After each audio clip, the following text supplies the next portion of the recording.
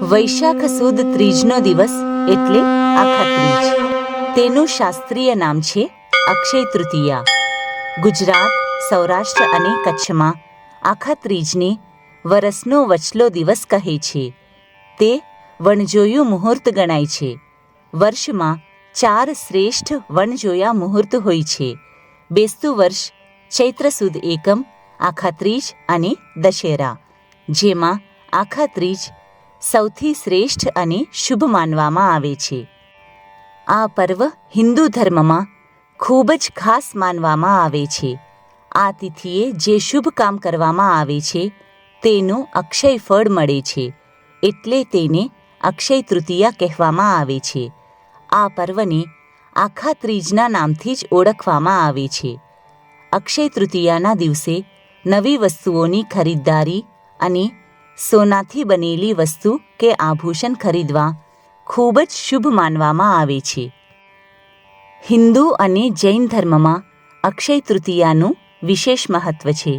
આ દિવસે કોઈ પણ નવા કાર્યની શરૂઆત કોઈ પણ વિચાર કર્યા વગર કરી શકાય છે. નવો ધંધો શરૂ કરવા, મકાન કે પ્લોટ ખરીદવા, ઘરમાં પ્રવેશ કરવા, ઘરેણાં, કપડાં, વાહન વગેરેની ખરીદી, લગ્ન સમારોહ, મુંડન વિધિ વગેરે માટે પંચાંગ જોવાની બિલકુલ જરૂર નથી.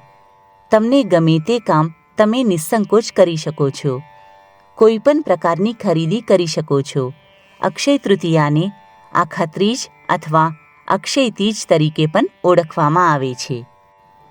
પુરાણોમાં આ તિથિને યુગાદી તિથિ કહેવામાં આવે છે, એટલે આ દિવસે સતયુગની શરૂઆત માનવામાં આવે છે.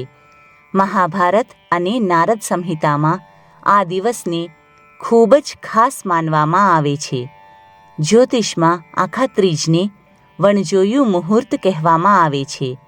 આખા ત્રીજના દિવસે કરવામાં આવેલા કોઈ પણ પ્રકારના દાનનું પુણ્ય ક્યારેય નષ્ટ નથી થતું. આ દિવસે પરશુરામ જયંતિ પણ ઉજવવામાં આવે છે. આખા ત્રીજના દિવસે રાત્રિના પ્રથમ પ્રહરમાં ભગવતી રેણુકાના ગર્ભથી સાક્ષાત હરિ પ્રગટ થયા હતા.